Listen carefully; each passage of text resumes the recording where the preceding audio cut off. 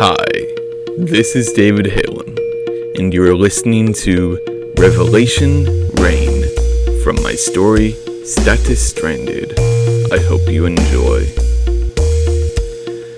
I looked out at everything full of color, full of continuing mystery as I intend myself to where I want to go. Oddly, full of emptiness. An emptiness that pours out like smoke from a flask, and I'm a speck of dust that has landed on the surface, completely enveloped within. The vivid colors of this realm shone on my skin, the colors that I was familiar with as well as those that I wasn't familiar with. The colors that I wasn't familiar with seemed to separate from the colors that I knew, like how oil and water separate from each other. Before me was the strange-colored rose gate, strange-colored in the sense that I hadn't formally known the color before. It was then that I had noticed the gate to be strange in another sense. The structure was smaller than paper thin, but it didn't waver. But as I looked through the gate, it was a tunnel that reached out for miles. The tunnel of the gate alternated in different colored stripes. First was a vibrant orange, then a vivid red, rich blue, outstanding green, lush purple, bright yellow. Then it was boldly a color that I didn't know, as was the next color, and the next, and the next, and many following until it returned to colors that I was familiar with. For miles the colors went on, never seeming to cease as the tunnel continued straight, then corkscrewing in massive wide berths as the tunnel circled around. Until finally I had reached the end of the tunnel, the destination. The destination was a land of powerful giants. The destination was like that of a courtyard of a kingdom, with lofty walls, creeks that cut through the expanse, dividing the ground and going in figure-8 paths in the air.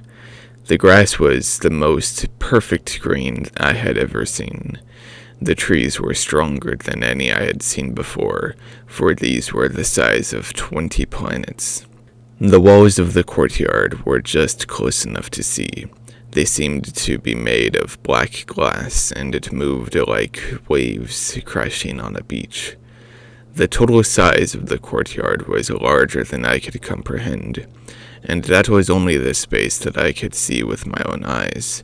From what I have seen in this realm initially, there could be entire vast mountains that were the size of stars, fields that were bigger than galaxies, rivers as wide as planets that could and will go on forever. An almost discouraging thought. With everything so massive, how could you possibly find what you're looking for?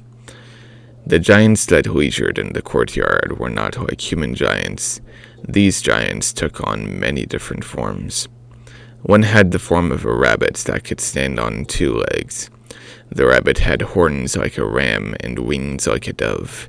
Its fur was like the fur of a fawn, brown and speckled. This giant seemed to be the smallest of the giants, standing only up to the knees of the others.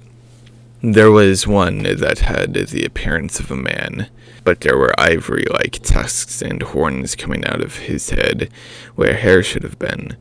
His eyes were the softest eyes I had ever seen. This giant was a little shorter than the most average-sized giant. There was one that looked like an odd-porny alien, gray all over, and he smiled with his brown teeth. I got a stinging chill going up my spine when I saw him, and he was the most average-sized giant. One of the taller giants wasn't just tall, but it was also large. Large in the sense that he was 4 times taller than the odd-porny giant, and at least 10 times larger in general. This one had the body structure of a bear in the sense that he had short legs and longer arms. He was covered in armor that looked like scales. He had a tail that looked more like a whale's tail than anything else. At least, that's what it most closely resembled. It had 4 arms, and each arm at the end had a hand that had long, bony fingers with stubbed claws at the end of them. Its head was like that of a dragon head, and the mouth opened at 4 different fulcrums, one at the top, left, bottom, and right side. He had 3 eyes, 2 on either side of his head, and 1 where his nose would have been. And he had 4 horns coming out of the top of his head that spiraled into a cone shape. There were hundreds, up to thousands of giants of all different shapes and sizes. But the giant that stood out to me was the one that looked like an old man, an old human giant. He was sitting under one of the colossal trees. The tree was bearing a strange fruit that I had never seen before. The familiarity of the old giant drew me to him, and with the thought I was in his presence. The old giant had a head full of black hair that went past his shoulders. His hair was starting to grow gray at the edges. His skin was soft with wrinkles that were carefully brushed across his face like tilled soil. His eyes were a deep, rich brown, like farm soil freshly tilled and watered.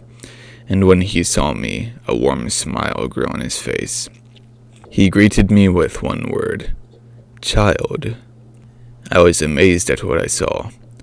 Are you the creator of Earth? He shook his head.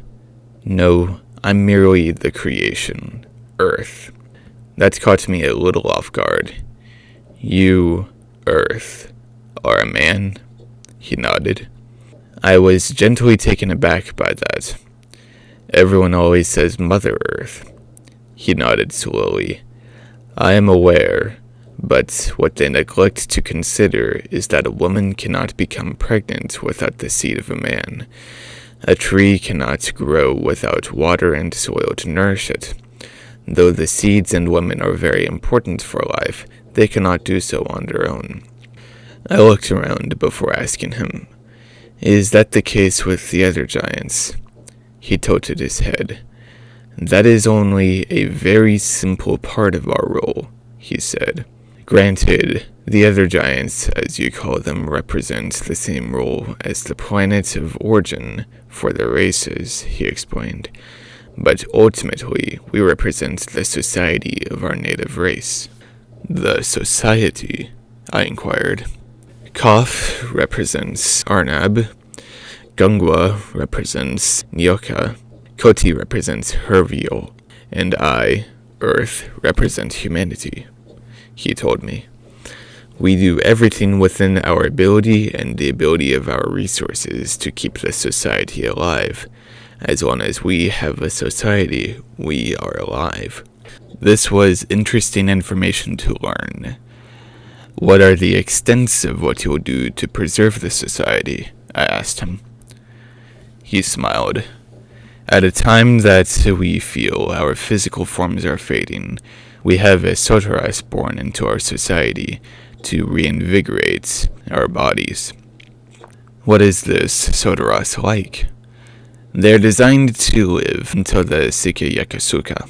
The creation ritual is done and complete, he told me.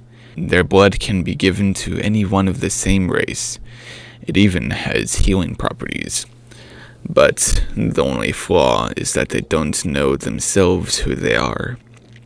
I was conflicted with the knowledge that I knew and what was being told to me right now.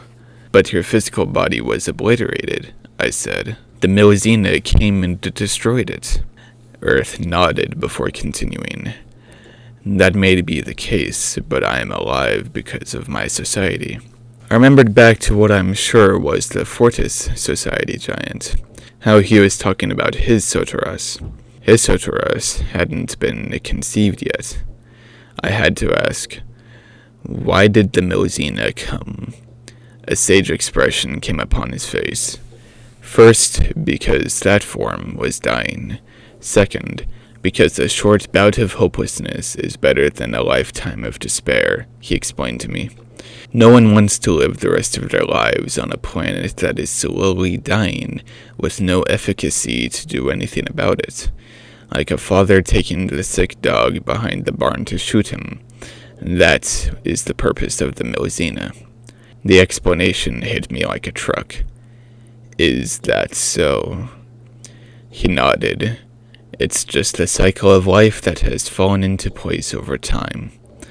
I understood, but still had more questions as answers kept coming. Did you have a Soteris born before that time? I asked. He nodded. I keep a close eye on her, although you're a familiar face. It escapes me how you don't recognize the extent of how special she is. I froze.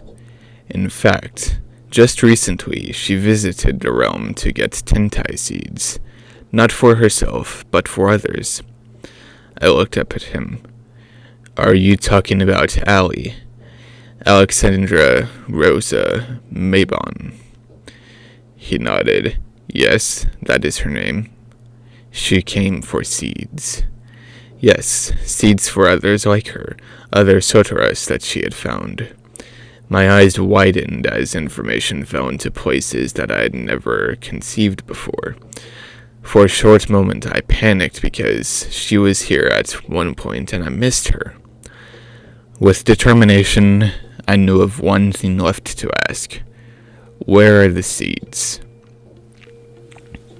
Hi, this is David Halem, and you just finished listening to Revelation Rain from my story, Status Stranded. I hope you enjoyed, and I have a short announcement to make. Throughout the month of November, there will be no Status Stranded chapters released, as I'll be writing the NaNoWriMo, 40,000 words over the course of the month.